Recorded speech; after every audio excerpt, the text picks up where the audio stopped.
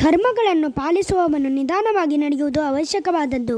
ಪೃಥ್ವಿಯಲ್ಲಿ ಸಮಸ್ತರಿಗೂ ಅವರವರ ಕರ್ಮಕ್ಕೆ ಫಲಗಳನ್ನು ನೀಡುವುದೇ ನಿನ್ನ ಕರ್ತವ್ಯವಾಗುತ್ತದೆ ಎನ್ನುತ್ತಾ ಮಹಾದೇವನು ನಿನ್ನ ಕರ್ತವ್ಯದ ಬಗ್ಗೆ ಅನುಮಾನಗಳೇನಾದರೂ ಉಳಿದಿದೆಯೇ ಎಂದು ಶನಿಯನ್ನು ಕೇಳಿದಾಗ, ಅನುಮಾನಗಳಲ್ಲ, ಕೆಲವು ಪ್ರಶ್ನೆಗಳಿವೆ ಎನ್ನುತ್ತಾ, ಪ್ರತಿ ಜೀವಕ್ಕೂ ಕರ್ಮಕ್ಕೆ ತಕ್ಕಂತೆ ಫಲಗಳನ್ನು ನೀಡಲು ಹೇಳಿದಿರಿ, ಆದರೆ ಆ ಜೀವಿಗೆ ಫಲಗಳನ್ನು ನಿರ್ಧರಿಸುವುದಾದರೂ ಹೇಗೆ ಎಂದಾಗ ಮಹಾದೇವನು ನಿನ್ನ ಪ್ರಶ್ನೆ ಸರಿಯಾದುದೇ ಆಗಿದೆ.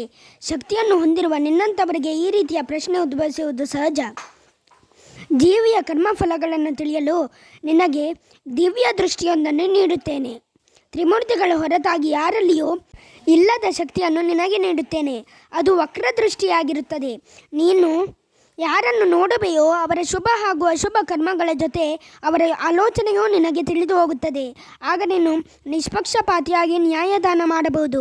ಅಗತ್ಯವಿದ್ದಲ್ಲಿ ಅವರನ್ನು ನ್ಯಾಯ ಮಾರ್ಗಕ್ಕೂ ತರಬಹುದು ಎನ್ನುತ್ತಾ ತನ್ನ ತ್ರಿಶೂಲದಿಂದ ನೇರವಾಗಿ ಶನಿಯ ಕಣ್ಣಿಗೆ ದೃಷ್ಟಿಯನ್ನು ವರ್ಗಾಯಿಸುತ್ತಾನೆ. ಈ ವಕ್ರದೃಷ್ಟಿ ಪಡೆದ ಶನಿಗೆ ಮತ್ತೊಂದು ಪ್ರಶ್ನೆ ಉದ್ಭವಿಸುತ್ತದೆ.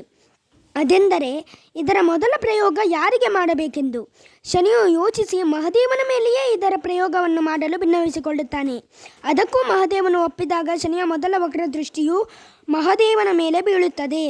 ಶನಿಯ ಈ ಮೊದಲ ವಕ್ರದೃಷ್ಟಿಯು ಸೃಷ್ಟಿಯ ಒಂದು ಕಲಿಕೆಗೆ ಕಾರಣವಾಗುತ್ತದೆ ಎಂದು ವಿಷ್ಣುದೇವನ ನಾರದರನ್ನು ಕರೆತು ಹೇಳಿದಾಗ, ನಾರದರು ಆಶ್ಚರ್ಯದಿಂದ ಅದನ್ನು ವಿವರಿಸಲು ಕೇಳಲು ಸ್ವಲ್ಪ ಸಮಯ ಕಾದು ನೋಡಲು ನಿನಗೇ ಅರ್ಥವಾಗುತ್ತದೆ ಎನ್ನುತ್ತಾರೆ.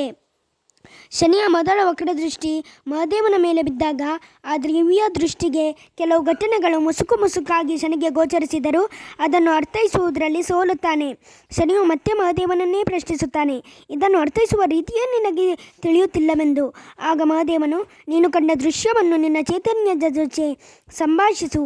ಇದು ನಿನ್ನ ಪ್ರಯತ್ನದಿಂದಲೇ ಸಾಧ್ಯವಾಗಿಸಿಕೊಳ್ಳಬೇಕಿದೆ.